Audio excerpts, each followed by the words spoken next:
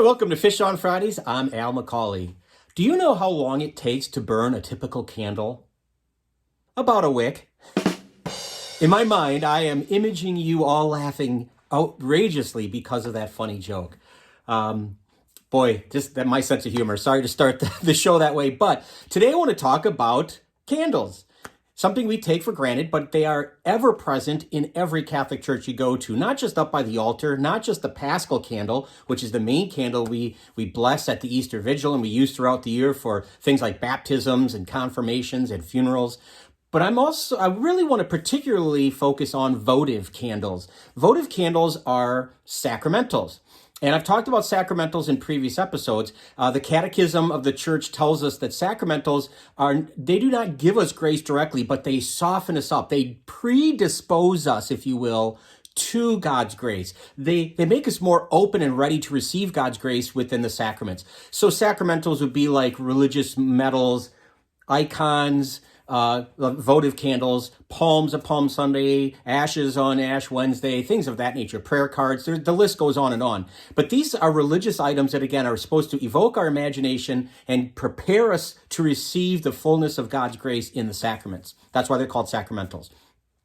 But votive candles are ever present. Like I said, every Catholic church has them. They have a bank of them somewhere. Sometimes they're around a shrine or around a statue, let's say, in a particular church. But they're always there and available for us, and they encourage us and invite us to pray. Now, let's back up a little bit and say, why do we use candles in the first place? Long before Jesus ever came on the scene, in ancient history, all cultures used candles as a way to mark the divine. It was something that all the ancient religions always did. It was to make people mindful of the presence of God in their lives. And of course, when the Catholic Church with Jesus Christ, when Christianity started, it was no different. It took that same idea, but it really, I would say, perfected it or fulfilled it in a way. We read in John's Gospel, chapter 8, verse 12, we read in John's Gospel where Jesus says, "I am the light of the world. And if you follow me, if you believe in me, you won't walk in darkness." And so for Catholics, all candles really are representative of Christ, the light, whether it's a Paschal candle, a baptismal candle, or a votive candle. If you use candles in your home, look at them as a blessing. Look at them as Christ in your home, and think about how that can be a blessing in your home and in your daily lives. But back to votive candles at church. Votive candles serve a lot of different purposes. And the main one that the Catholic Church wants us to take from them is prayer, that they invite us to prayer. When we light a votive candle, and by the way, you put a little donation in to keep the cost down for the churches. So if you have no money, you don't have to do that, but it's suggested and recommended, and it's not a bad thing to put extra money in there just because it keeps, again, that tradition of votive candles going. But votive candles, when we light them, reminds us that we want to bring Christ into our lives, into our hearts, into our minds. We want to focus our prayer in a very direct way.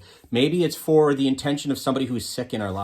Maybe it's for Thanksgiving, for blessings we've received. It could be any number of reasons that we light that candle. But it's supposed to be a tangible or physical reminder. In the way that we see the light, we are supposed to see the action of our prayer.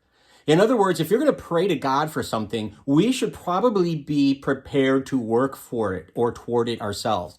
If we pray to God for patience, we better look for opportunities to be patient and try to act on that. That's what prayer does. And so the physical candle itself and the light reminds us that we're called to do something about that for which we pray.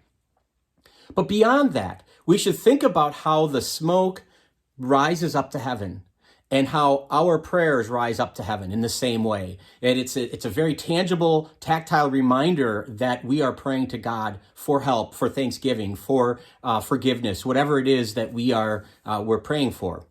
The last thing I would say is this: votive candles we typically light them, and they'll burn for several hours. And when we leave, long after we leave the church, they're still burning, even though we're not there and we don't see them anymore. We have to think about our prayer that way. Our prayer continues to echo in heaven. It is prayed over and over again by saints, by angels, by people who have gone before us who we believe to be in heaven. We believe that they are echoing that prayer. And so just, even though we're gone, just like that candle keeps burning, even after we're physically out of the church, our prayer continues to echo. And that's something that we should remember too, because when we are with somebody who asks for our prayers, to pray for them, but to revisit that prayer over and over again, to look at that as a votive candle symbolically or metaphorically, that we are asked to continually pray for people who ask for our prayers, who need our help.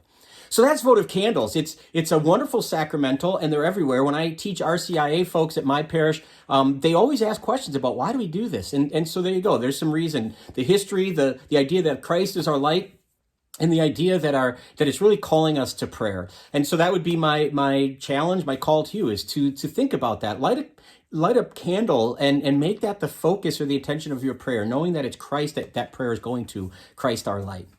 Thanks for watching. I hope this has been helpful. If you'd like to share it, that'd be great. I'd love it if you'd keep tuning in every Friday for Fish on Fridays. We'd love it if you'd all subscribe to our YouTube channel and keep following us on Facebook. Until next time, please be good to each other, and God bless.